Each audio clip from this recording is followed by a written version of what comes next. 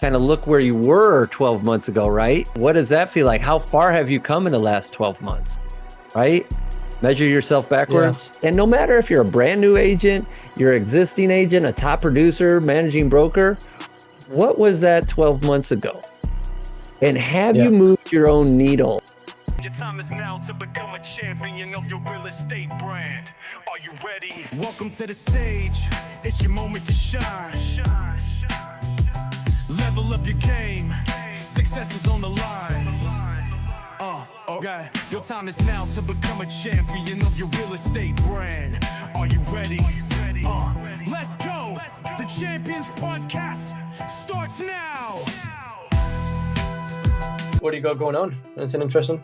Hey, brother. Man, just, really just trying to execute. It's cool as we hit Q4. A lot of people start talking about business planning, goal setting. Those things start coming up on the horizon. I love that stuff. I love helping agents to plan the next 12 months and really keep them on track. But you also got to backtrack too. You got to kind of look where you were 12 months ago, right? And what does that feel like? How far have you come in the last 12 months, right?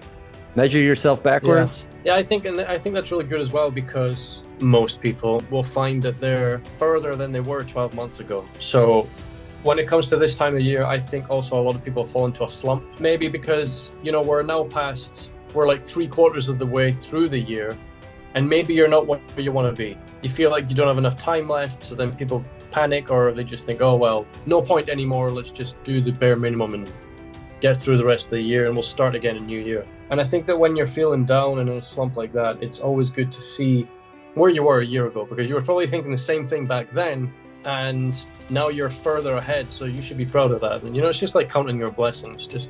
I think that seeing your progress backwards is really good.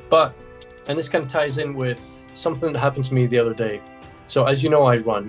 I go running every other day. So take a day off, run, take a day off, run, take a day off, run.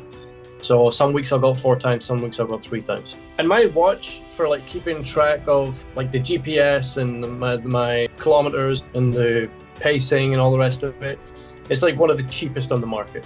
And it's recently it's not broken, it just doesn't work properly. I won't say it's broken until I can't use it anymore, but I can still use it. It's just not the same. So before, I could set it up where it would like buzz my wrist every kilometer and tell me what kilometer I'm on and my pace for the last kilometer. And I really like that. And you could change it like to miles as well if you're a mile person. Mm-hmm. But it stopped doing that. It won't let me do that anymore. So now I kind of set it to go for a run, and I don't really know how far I am or my pace or whatever else unless I actually look at the watch. It doesn't like buzz me anymore. But for some reason, it's kind of helped me, because I used to wait for the buzz all the time. And if I was finishing up, like let's just say I was finishing up like a 10-kilometer run, and I know that I'd done 9, waiting for that next buzz was like the longest kilometer ever, because I'm waiting for the buzz. That's the thing that's going to tell me that I've done 10. Sure. I can stop now.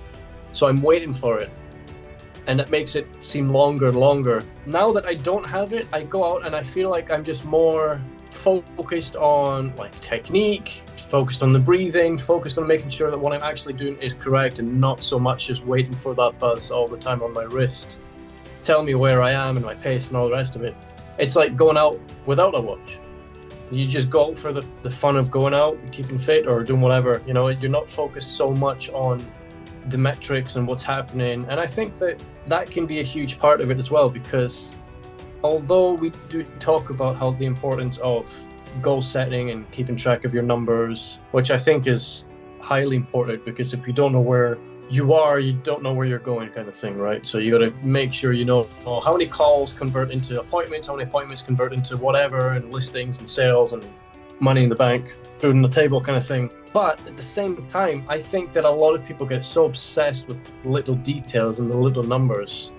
Maybe they're not focused on the right things, and then they just get lost, and it doesn't work, because they're just so much focused on the information and the data side of it. They're not actually focused on moving forward, and which I also think is highly important, and just being passionate about what they're doing. It all came from running for me. Yeah. That's awesome, man. And I want to go back to your watch analogy as you were describing that. Yeah. But before we do that, just to unpack what you just said, I think agents do get lost with some of that stuff. And it's easy to, because whether you're caught up in the minimalist, the minutia, if you will, the small stuff, and that's where you have to understand, hey, let the little stuff go, focus on the bigger picture, focus on the longer term. Just like you're comparing running, you got to focus on the 10 kilometers or, the 5 miles you're running, whatever it is. You got to focus on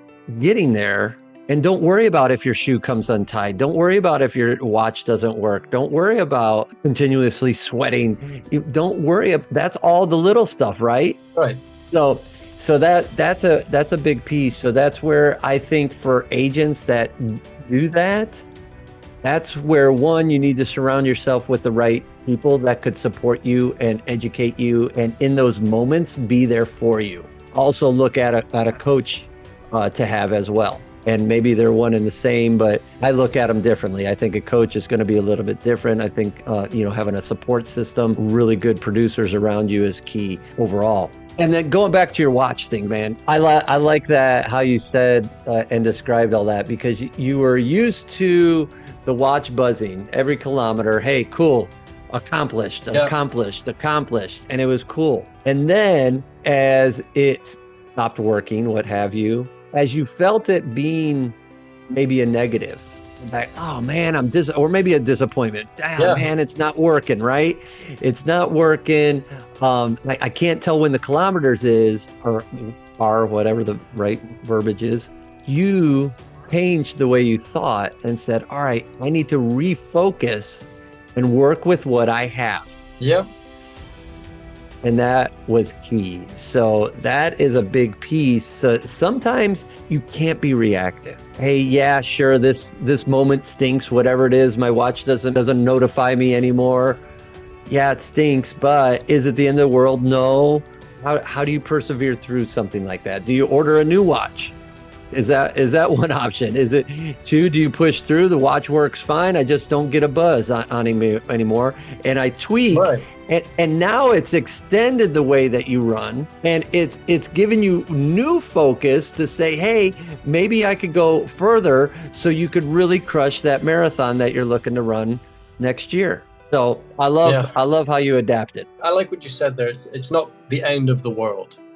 Like, I remember, for example, when I first started running, to try and keep track of my heart rate, because I didn't have a watch then, I would stop and literally count my pulse and then do the math. And like, I can't remember how you figured it out. And then I would write it down in a book.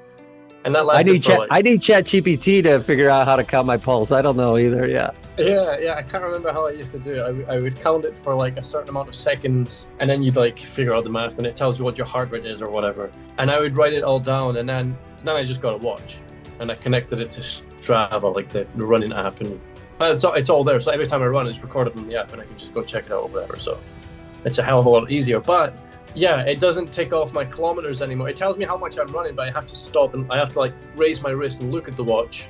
I can't, it's not buzzing. I'm not following the buzz anymore. Look back 12 months ago, I used to have to stop, literally hold my pulse, write it down, calculate. I'm further than I was a year ago, so I'm still happy with it. And my wife always, she doesn't get on to me, but she's always wondering why I'm not advancing more with the, I don't know, what would you say, like the technology when it comes to running. Like it is extremely cheap watch. I just found a crack on the screen the other day as well, which might have something to do with it not working properly. Probably. Yeah, maybe. I don't know how that happened. But I don't have running socks. She's like, oh, you need running socks. I'm like, what are you talking about? I just wear socks. Like, I don't know. I don't need. If I have special running socks, I'm not going to run faster or further. I don't think. You don't have any running shorts. You just wear like normal shorts. They're not special for running. I'm like, well, I don't know. Shorts, like you wear normal t-shirts when you run and blah blah blah and all the rest of it.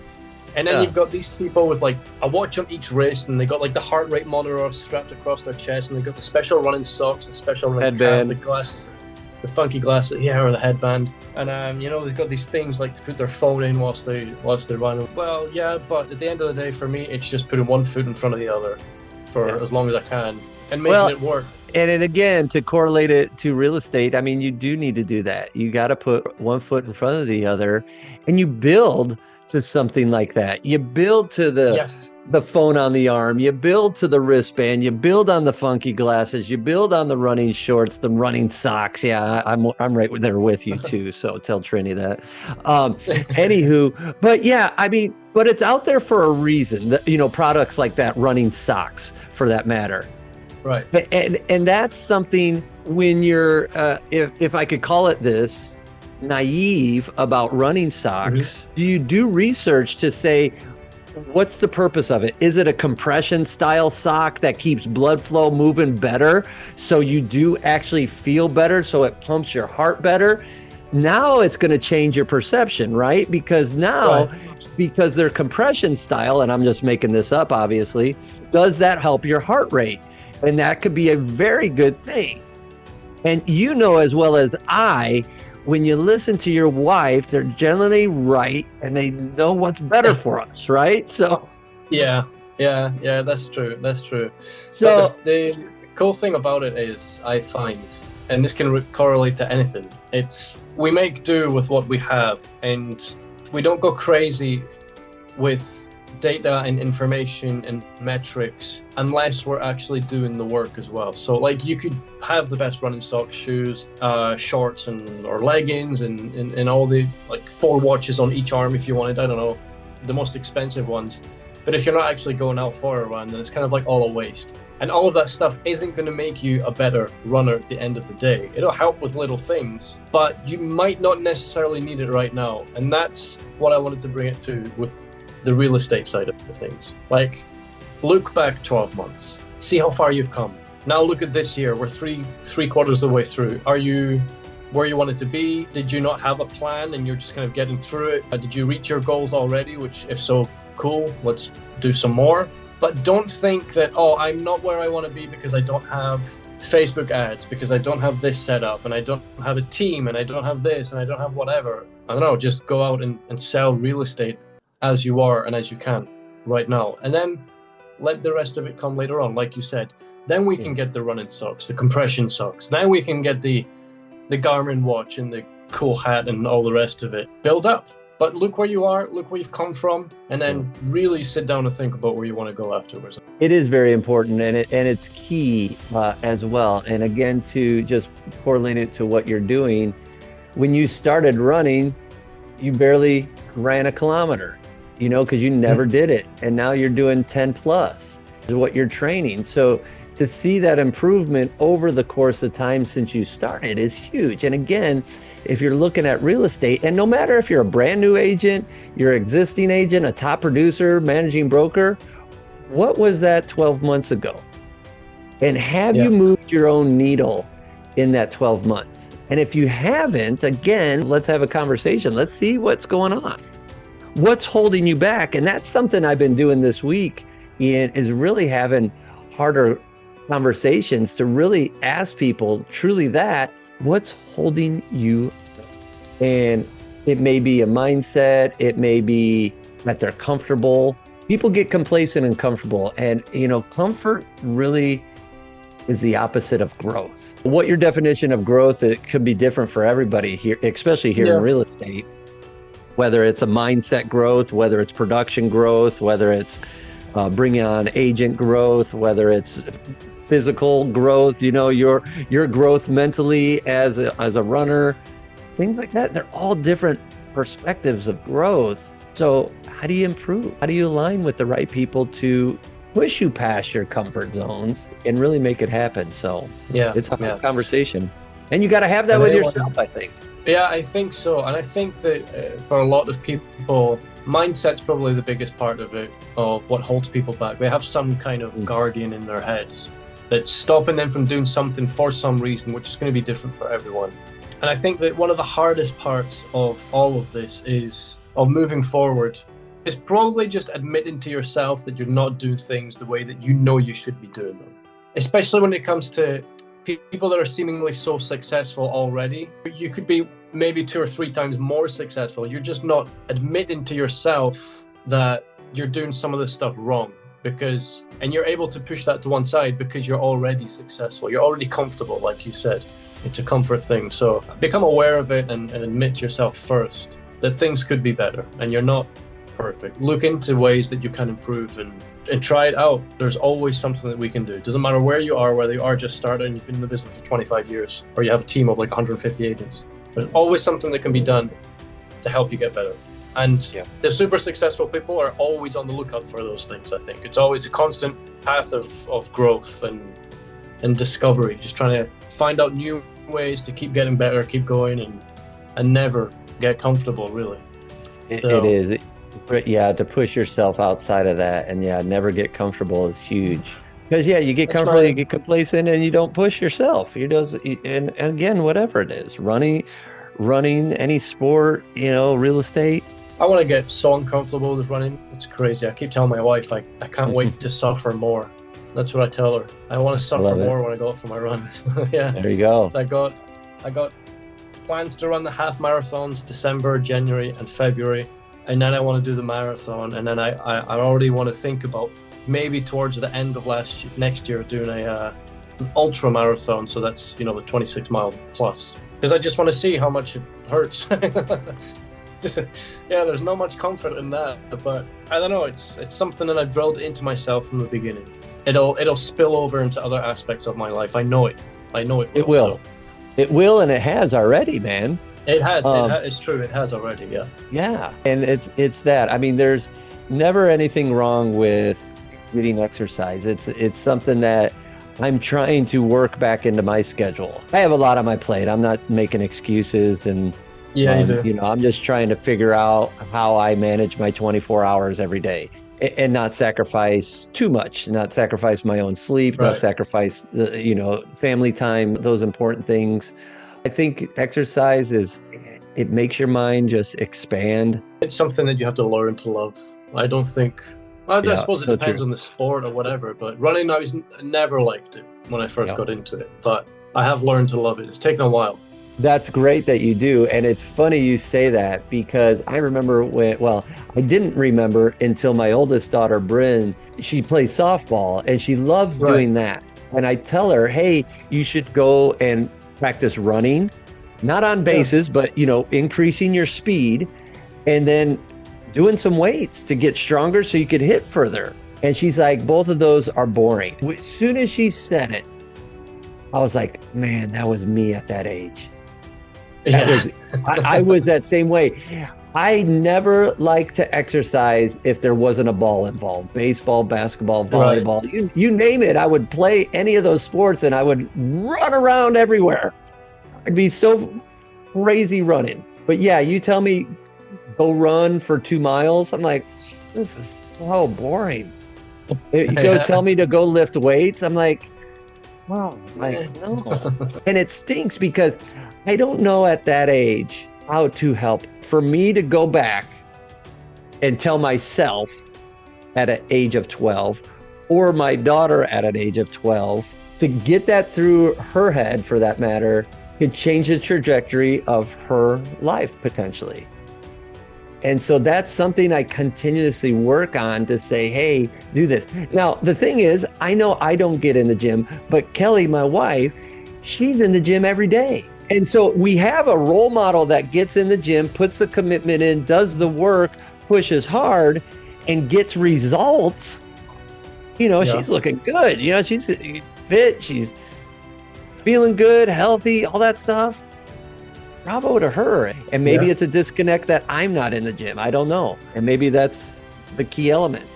So I don't know. I think that could be like a whole other topic that we can talk about as well, because I think it's parenting at its finest, because you can't do everything.